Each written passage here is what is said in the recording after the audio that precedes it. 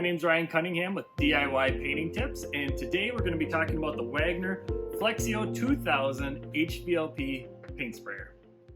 I'm going to start off with a quick review of the Wagner Flexio 2000, and then we're going to move into more of the how-to on this sprayer. How does it work, what you should look for, how to set it up to get the best results possible. So make sure to stick around to the end of the video because I'm going to be going over all the things you want to know if you already have a Wagner Flexio 2000 or the similar 3000, 5000 models. A lot of the features are very similar on each one. The Wagner Flexio 2000 is a homeowner's HVLP sprayer with an onboard air turbine. So typically, HVLP spray guns, you'd need a high quality air compressor that can produce a lot of air. And those aren't easy to come by. They're a little bit more expensive. Your cheap air compressors have high pressure, but not high air volume. So Wagner has solved that, and this is becoming more common with other HVLP sprayers now too, is providing your own air turbine right on board. So it can provide a high volume of air at the low pressure that the HVLP sprayer needs. So you might be wondering, what does HVLP mean? Why do you care about that? HVLP stands for high volume, low pressure. That means there's a high volume of air produced through here at a very low pressure. In comparison, airless sprayers typically operate at a very high pressure. They pressurize the paint between 2,000 and 3,000 PSI, where an HVLP sprayer will only have a pressure of about 10 PSI. So it's drastically lower. Now, what does this actually mean to you? The lower PSI actually results in a higher adhesion rate of your paint, meaning less overspray. A HVLP sprayer typically has about 10% overspray, all the way up into 5%, where a typical airless sprayer will have closer to 30% overspray. So a lot more paint is not ending up on your project, going into the air, everything like that. Also, HVLP sprayers tend to atomize the paint better, which allows you to get a smoother finish. Lastly, they're slower, which for cabinets, furniture, stuff like that is a very good thing. You want to go at a slow, even pace versus airless sprayers tend to blast that paint out very quickly, and you have to be an expert in order not to get runs and get a fine finish with those sprayers. So best uses for the Wagner HVLP sprayer, in my opinion, that would be like your kitchen cabinets. If you're spraying doors in your house, trim, windows, furniture, I would not use this sprayer at all for exterior painting. One, the paint is too thick. You'd have to thin it out far too much and essentially compromise the integrity of the paint, and far too slow. A typical exterior might take 20 gallons to 50 gallons, and this is a quart and a half at a time. It would take you forever. You're far better off getting something like the Greco Magnum X5, stick it in a 5-gallon bucket of paint, and spray to your heart's desire. It's also not a sprayer I would use on interior ceilings, interior walls. Wagner does say on the box and on their website that this is great for everything from walls to ceilings, exteriors. In theory, maybe you could do those and you could live with it if that's all you've got and what you have to do. Personally, painting an exterior or interior walls, ceilings, I'd rather just get out a roller than try to deal with this. Now, painting cabinets, piece of furniture, absolutely. The finish looks great. You're not going to have those brush and roller marks, and it's pretty quick with that type of paint. That being said, when I spray something like the Insulex or the Behr Alkyd Enamel or Benjamin Moore Advanced, which is my favorite cabinet enamel, if you read my website, I talk about it all the time, I thin them all down about 20%. About the max you want to thin a product. What that does is it just creates a better viscosity for this style sprayer and allows the sprayer to atomize the paint better. So a few pros and cons. First, price point. At $150 is what you're typically going to find the sprayer for. That's cheap. Anything less than that, you're typically getting a sprayer that's just not going to do what you want it to do. Also, it has the air on board. You don't need a separate air compressor. And it has real easy setup and easy cleanup. It's a very simple to use sprayer once you get to know it just a little bit. Cons, it's heavy. Put a quart of paint in here and try to hold this above your head for 5-10 minutes. Your shoulder's going to absolutely hate you. It doesn't feel heavy right off the bat, but remember, you're not spraying with that arm locked down here most of the time. Most of the time that arm is going to be above your head and you're going to have incredible shoulder pain. So you need to go slow, take breaks, try to be ambidextrous, use that other hand a little bit. Even on better sprayers that are much lighter that I use, I still get sore shoulders spraying too much. Another con, it's not good for exterior paints. It's just not. I don't like thinning exterior paints. I don't do it. I'd rather use a sprayer that can spray them right out of the can. It's also loud. I wouldn't say it's like inherently just loud, but you got to remember that this air turbine is running right next to your head. So within 5-10 minutes, I've got ear ringing and it bothers me. So whenever I'm spraying any sprayer, I do always wear earplugs. So I'd highly recommend you do the same, or you're gonna be miserable after a little while with shoulder pain and a headache. And last, it's slow for a sprayer.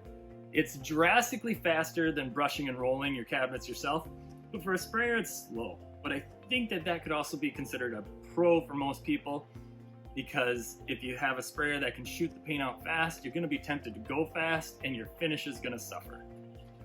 Now we're gonna dive into how to use the Wagner Flexio 2000. We're gonna go over the parts, a little bit of setup, how I like to use it, everything like that. So right off the bat, when you get it out of the box, it's gonna come as 2 parts.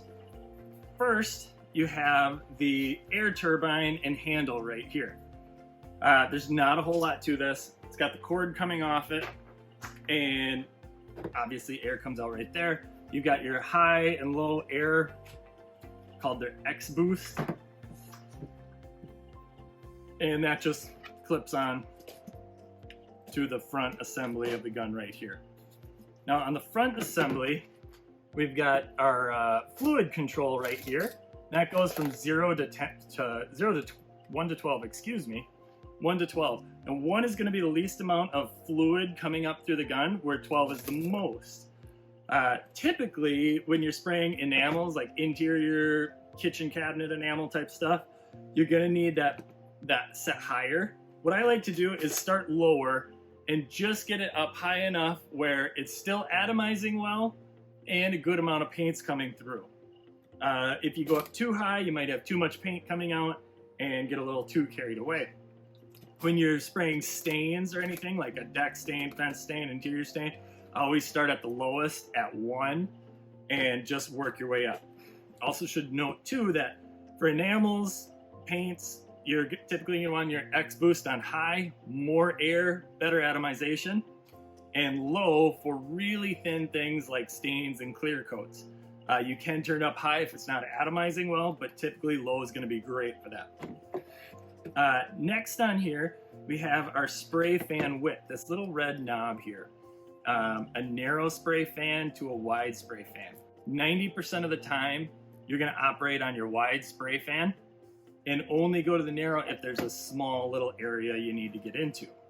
Now the tip has 3 settings. So up and down here, that's going to be for spraying vertically, for spraying vertically up and down. Certain areas in your cabinets, in projects where you're going to want to be going up and down. If you turn it sideways here, you're going to have that horizontal spray fan. It's going to come out like this. You're going to go side to side. If you go at an angle here, it creates more of a circular fan. All HVLPs operate the exact same way there. On the spray tip, you'll see we've got 6 holes. That's where all the air comes out, and it shapes your spray fan, atomizes everything, and right in the center is where your fluid comes out. Now, the way HVLP works here on a cup gun is as air comes through here, a little bit is siphoned off and comes down through the check valve here, What that does is it puts a little bit of air into your cup and pressurizes the cup, which then forces the paint to go up here. So you have to make sure that you always keep this tube clean, and when you're done, unscrew this here, make sure the little valve is completely clean and free from any paint. If you're painting and you've turned your sprayer sideways, that's when you'll get a mess going on in here. And there's nothing worse than next time you pull it out, you try to spray, you try to spray, you try to spray, nothing's happening, you can't figure it out, only to realize, oh goodness gracious, it's dirty right in here and it can't pressurize the cup. Inside the cup we have this siphon tube. This is where the paint will go up and in. And you can see that this can be controlled, pointed backwards, sideways, forward. If it's forward, that's for, let's say you're spraying downward. Twist it backwards if you gotta spray cabinets, something up above your head. If you have to spray sideways, you have to do this more than you realize. So under cabinets, that little piece of trim under the cabinets, I like to put my sprayer sideways so I can get under there. And I keep the valve on the top and I point the tube down so that I can get my sprayer down low and hit right in there. Lastly, this is a two-stage trigger. When you pull it in part way, that's when you're gonna start the airflow. You always wanna get that excuse me. You always wanna get that air flowing before you pull it any further, which is then gonna release the fluid. So get the air going, then the fluid. While you're spraying, you also wanna make sure, this is one of the most important things, always keep your tip clean. After you've been spraying for 5 minutes at a time or something, check the tip. If it's dirty, go ahead and pop the tip off, clean it up, even get a wet rag, something. There we go. Keep it clean at all times. Just take it in the sink, run it under the water, put it back on. So the last major thing I wanted to talk about was spraying latex enamels, which I think is gonna be the main reason most people buy this sprayer, which would be something like the Insulex cabinet coat, the Behr cabinet paint, Benjamin Moore Advanced, what I talked about earlier. When you spray these, I can guarantee you're gonna need to thin it down by about 20%. If you go online, look up other reviews, people using this, one of their biggest complaints is that the paint comes out texturized, it splatters, it doesn't look good, whatever they want to call it. 9 times out of 10, the reason they did that is the viscosity of the paint is too thick. The paint's just too thick. And this is a $150 sprayer. It doesn't have the power to atomize that thick paint. Even my nice sprayers, which might cost me, $1,600, I thin my paint down about 20%, which is about the same I thin it down for here. So I do recommend starting at 10% though. So I might take 20 ounces of cabinet paint, put that in there, and then take 2 ounces of water, stir it up, and do a test. And for my test, I'll do this here in a minute, but put up a big piece of cardboard or put the cardboard down on the floor. Cardboard shows your paint really well. And just do some test fans across there. Play with your settings, turn your air up, adjust your flow, adjust your fan, and test it out. Just shoot it over and over. Cardboard is cheap. Get more cardboard, flip it over, do more. If you can't get that atomization good, add 2 more ounces of water and then try again. I never recommend going above 30%. I think you start to compromise the integrity of paint at some point. Maybe somebody who knows a little bit more about the science behind paint can comment on that. Another thing is when you're spraying, always make sure to do a 50% overlap. So when I'm spraying, I'm gonna want, if this is where I sprayed last, I'm gonna want my spray fan to come in here at about 50% on every pass. Just nice and easy. Make sure to let go at the ends. Take some practice. Don't just fire it up, shoot it at your cabinets. You're gonna get light spots, you're gonna get runs, stuff like that. So if you do get runs, anything like that, always brush your runs out right away. Best advice I can give. Grab a paintbrush, brush them out, suck it up, let them dry, sand those brush marks out, try again. Don't let the runs dry into the paint. It's going to be more work in the long run.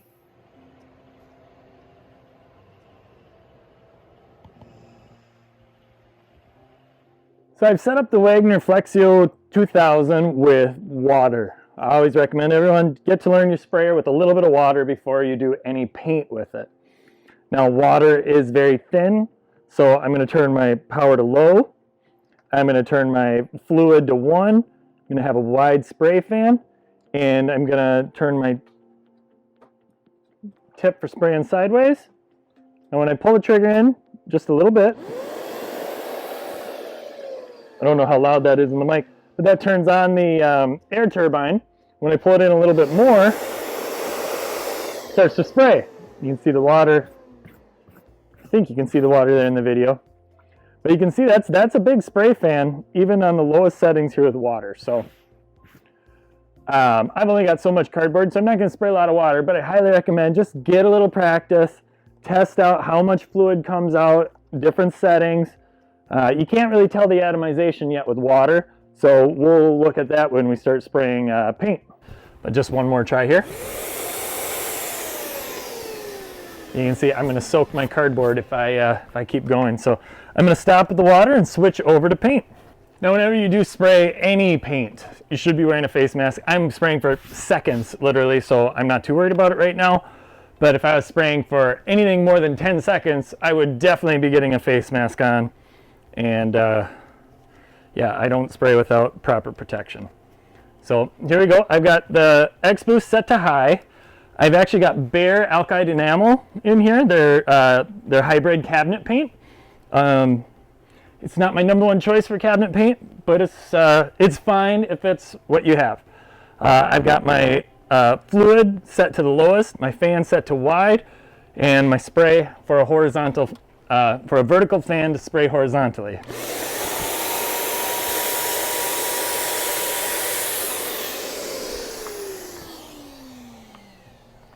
Now if you can see this, let's grab the phone here. If you can see this, we have almost no atomization of the paint. It just splattered all over. That is not what we want at all. So that's a big problem. If we turn the fluid up more, we will get this even worse. And our air is already up the whole way. So what do? Well, let's first play with the settings on the sprayer a little bit more. So I've got my air turned up all the way. Let's turn the fluid up, see what happens. Wagner says to start with the fluid all the way up. It is their sprayer, so let's see what they have to. They're right. Fluid is now all the way up. Nothing changed. We got more fluid coming out. Obviously, you can see the difference in the two spray fans. You can definitely see that one spray fan is bigger than the other, but the atomization is arguably even worse. So that's just simply not going to work. So like I said, you can imagine for exterior paint, it's going to be even worse. I don't like the spray for exterior. But for this, even with my nice sprayers I typically use, I'm going to thin it down 20%. So that's what I'm going to go do right now, and I will be right back.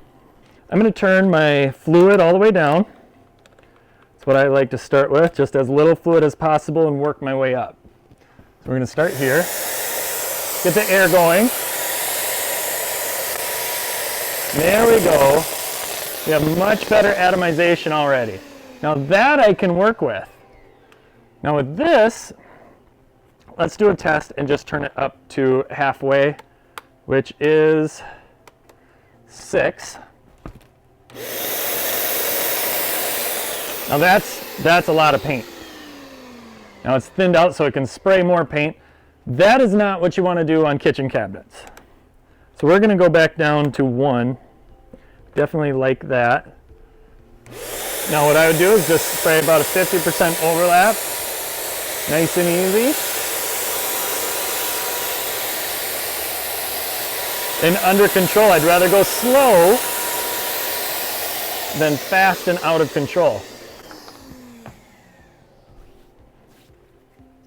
Now let's take a look at that up close. You can see right down there is where I turned it up, and a lot more paint came out, especially once I thinned it. Now you're likely going to end up with runs going that route, but here with my paint set, with my fluid rate set to the lowest at 1, with the paint thinned about 20%, I got a nice atomization and it flowed together really nice. Now this is just cardboard, remember, too, so take that into account. When I do spray kitchen cabinets, I like to take the doors off and lay them down flat on a table so I can spray them when they're horizontal. That way runs aren't an issue. You can actually get away with spraying a little heavier. When you spray the bases, you still have to be careful, but the doors are the main part of the cabinet, so that definitely works. You can see here, we're getting a run forming when I turn that up. Thinning it down roughly 20%, turn that dial down to 1, turn the air up high, and you can spray a nice enamel. 10%, you're probably going to end up somewhere in between these two. All right, now that we're done spraying, it's time to clean it out. I've disconnected it from the air turbine. We don't need that to clean the sprayer out good. When we're all done, I will put a little bit of water in here and just shoot some water through, but I do like to throw it in the sink and just clean everything out nicely before I bother doing that at all. Yeah, my laundry tub is pretty ratty. So I'm going to take the top off. Just start by getting that cup all clean. We have no electronics on this gun at all, so not worried about the gun.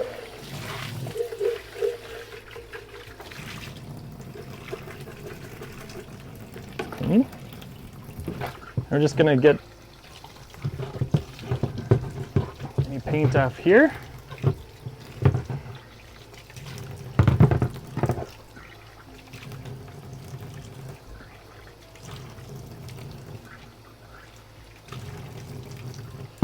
And if I actually pull the trigger in, you can see the paint coming out the tip. And that's really the main part of what I need to do here. Get that paint coming out the tip of the gun. Yeah, get all the water out. Actually, if I turn up the flow rate, it will allow more water through. There we go, now we're cleaning her good. You can see in this check valve that I've got water in it, which is fine, but you can see how that would happen when you're painting, get paint in there, which would be a bad thing. Look at how much material that this lets, look at how much material this lets through. Just want to make sure, got no paint, no white paint coming through here anymore. Once I feel good about everything, last step would just be put a little bit of water back into the cup and spray that through. That about wraps up what I want to tell you about the Wagner Flexio 2000. It's a great, cheap sprayer, perfect for anyone looking for just something. You got a project coming up, you got a small thing, some cabinets, some shelving, the doors. Even if you got your whole house to do, but it's a one-time thing, it's a great sprayer for that. You can read my full review of the Wagner Flexio 2000 at DIYpaintingtips.com. You can get the link down below and go there, check out everything else. We have tons of advice on kitchen cabinet painting, ceilings, walls, exteriors, everything you could want to do with house painting. So thanks for watching. See you next time.